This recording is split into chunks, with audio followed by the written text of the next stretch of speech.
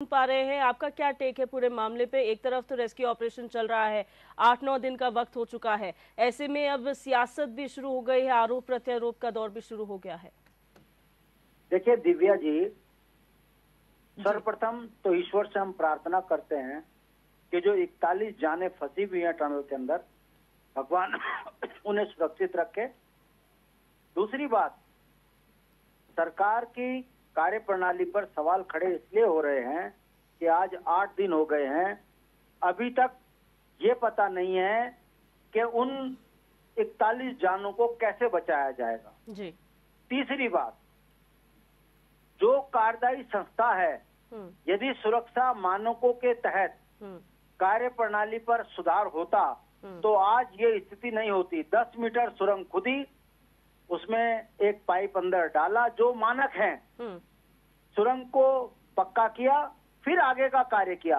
आप बताइए कि 70-80 मीटर तक खोद दिया और सुरंग में कोई सुरंग को जो है सुरक्षा मानकों की अनदेखी की गई। ऐसी स्थिति में यदि जब मजदूर ये कह रहे थे कि भाई ये कच्चा पर्वत है, यहाँ से स्लाइडिंग हो रही है, कभी भी कोई दुर्घटना हो सकती है, ऐसे में जीएम का ये कहना, जो मजदूरों के बयान हमने सुने हैं कि आपको काम करना है करें, मरना है मरे, आप काम करो वरना भागो, ये जो बयान मजदूरों ने दिए हैं, अभी तक उस जीएम के खिलाफ मुकदमा दर्ज ना करना ये बताता है कि जो कार्यदायी संस्था है वो सरकार में बहुत ताकतवर है और सरकार उन्हें बचाने पे लगी है। चौथी बात, प्रधानमंत्री कार्यालय इसका संज्ञान लेता है, वो अपने अंडर सेक्रेटरी को उत्तराखंड भेजता है, उत्तराखंड के मुख्यमंत्री को पता ही नहीं है। ये बताता है कि 41 जानों के प्रति उत्तराखंड की सरकार की संवेदनाएं कितनी सजग है। अब हमारा ये कहना है, लापरवाही हुई है जी। अखबार बता रहे हैं, मीडिया चैनल बता रहे हैं, मजदूरों के बयान बता रहे हैं और कार्यप्रणाली बता रही है कि सरकार ने इसमें लापरवाही करी है जी। यदि कार्यदायी संस्था ईमानदारी से सुरक्षा मानकों का ध्यान रखती तो आज उत्तराखंड में इतनी बड़ी दुर्घटना नहीं होती। 8 दिन के बाद भी आज ट्रायल चल रहा है, कोई कह रहा है ऊपर से ड्रिल होगा। अब आप बताइए, जब ऊपर से इसमें ड्रिल होगा, जो कच्चे पहाड़ है अंदर सुरंग, जो कि 45 मीटर से 70 मीटर हो गई, यदि पूरा पहाड़ नीचे गिर गया, अगर वो दब गए, तब कौन जिम्मेदार होगा? तो हमारा ये कहना है कि हिट एंड ट्रायल से ये कार्य नहीं चलेगा। भूगर्भ वैज्ञानिकों की रिपोर्ट बड़ी महत्वपूर्ण है। यदि भूगर्भ वैज्ञानिक कहते हैं कि पहाड़ को ऊपर से ड्रिल कीजिए, तब ड्रिल कीजिए। यदि आप ऊपर से छेड़ेंगे और भूगर्भ वैज्ञानिकों की अनदेखी करेंगे तो हमको लगता है कि कहीं कोई बड़ी दुर्घटना ना हो जाए। ऐसी शंका जो बनी हुई है उसके पीछे कारण ये है कि 8 दिन में सरकार की मशीनरी, कार्यदायी संस्था लाचार और हताश होकर खड़ी है। ये बताता है कि उत्तराखंड के अंदर हमने ना तो रेणी से सबक सीखा, ना केदारनाथ से सबक सीखा, ना जोशीमठ से सबक सीखा, ना ऑल वेदर रोड के धंसने से सबक सीखा। जो भी भूगर्भ वैज्ञानिक हैं, चाहे वो वाडिया इंस्टीट्यूट हो, चाहे वो सीबीआई रुड़की हो, सीबीआरआई, सबकी रिपोर्ट की अनदेखी ये बताती है कि उत्तराखंड की सरकार विकास के नाम पर उत्तराखंड के जनमानस को संकट में डाल रही है। यही कारण है कि केदारनाथ की दुर्घटना से हमने सबक नहीं सीखा, रेणी से नहीं सीखा, जोशीमठ से नहीं सीखा और आज अब उत्तरकाशी में 41 जानों को हमने खतरे में डाल दिया है। यह बताता है कि ये जो तराजू वाली पार्टी है भारतीय जनता पार्टी, ये कमीशन के चक्कर में आनन फानन में ऐसी कंपनियों को काम दे रही है जो कि सुरक्षा मानकों की अनदेखी कर मजदूरों को झोंक रही है और उसके परिणाम है कि चाहे कितनी भी सुरंगें हो, हर सुरंगों की दुर्घटना के बाद इन्होंने कोई इसमें तैयारी नहीं की है, जिस कारण आज पूरे देश से लेकर राज्य के अंदर एक संकट बना हुआ है कि 41 जानों को कैसे बचाया जाए।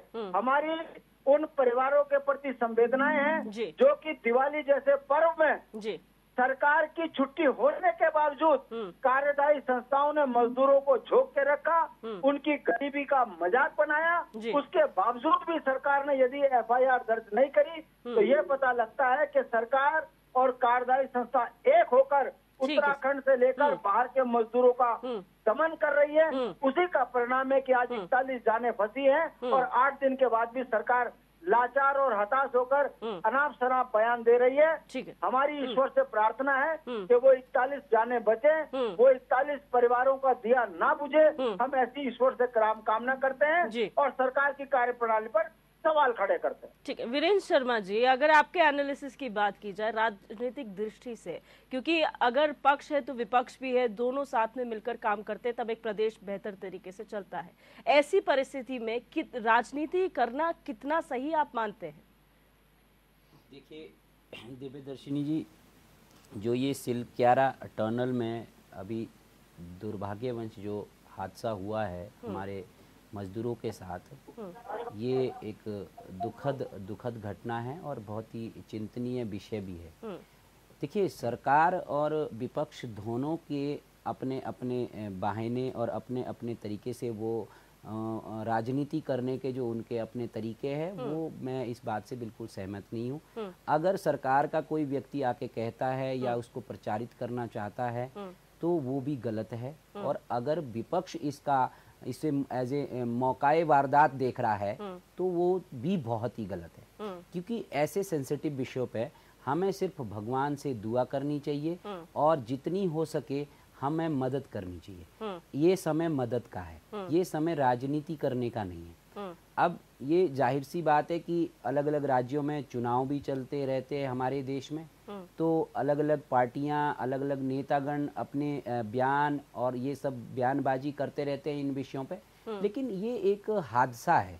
अब हादसा है और एक हादसा इस तरीके से है कि भैया या तो हमें अपना विकास रोकना होगा या तो हम टर्नलें ना बनाए। देखिए मैं भी इस चीज के बिल्कुल खिलाफ हूँ कि हमारे पहाड़ों में जो अनइवन टाइप का जो डेवलपमेंट सरकारों के द्वारा हो रहा है, वो भिन्न भिन्न सरकारों को, बीजेपी अकेला कार्य नहीं कर रही है आज, ये पिछली सरकारों ने भी कुछ कार्य जो किए हैं वो सब उसमें बहुत सारे नियमों की अनदेखी की जाती है और बस इस बात पे की जाती है कि भाई सरकार ने कोई चीज सैंक्शन कर दी है, उन्होंने एक प्रोजेक्ट लॉन्च कर दिया है तो अब हमें इस प्रोजेक्ट को किसी भी हाल में धरती पे उतारना है जनता को दिखाने के लिए कि देखिए हमने तो ट्रेन ऋषिकेश से कर्णप्रयाग पहुंचा दी है।